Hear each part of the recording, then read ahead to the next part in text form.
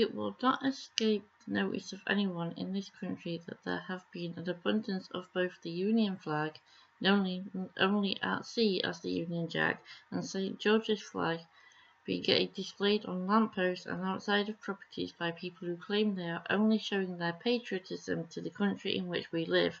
Others, though, claim that in many, if not all cases, this is clearly a sign of showing racism in much the same way as people go telling people to go back to their own country.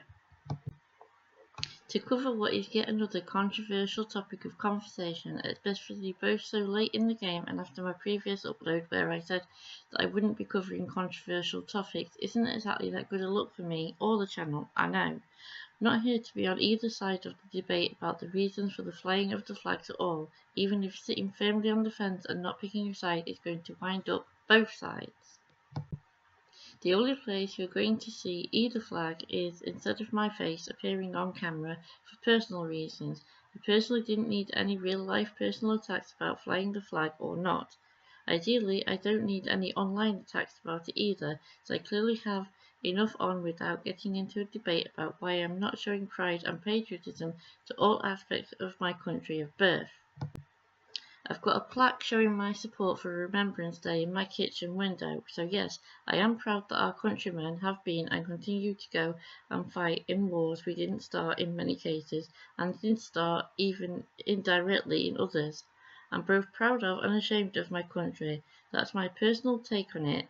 I can hold the things I am proud of inside me, and I don't need to stick up all sorts of symbols for any reason to display to everyone that I do have any pride in being British. That anyone does feel the need to do so doesn't necessarily show what they think it does. People from other countries displaying their own flags to show their own pride from where they come from, their own heritage and history is complained about, sometimes incredibly violently, and it's a double standard to ask that they take theirs down but we can keep ours up. We ought to think just as much, maybe more, about what our flags represent to them as we expect them to think about what theirs represent to us. I'd worn a shirt for Euro 96 despite not being the least bit into football to show support, and I've walked around sporting other symbols that represent me and others as a whole to show my support, including LGBT plus flags, stickers, face paint, and even shoes and clothing that could have got me attacked for representing myself and the communities I'm part of. Even dressing up in steampunk outfits as if they were just regular day-to-day wear could make me a target if I just decided that's what I wanted to do.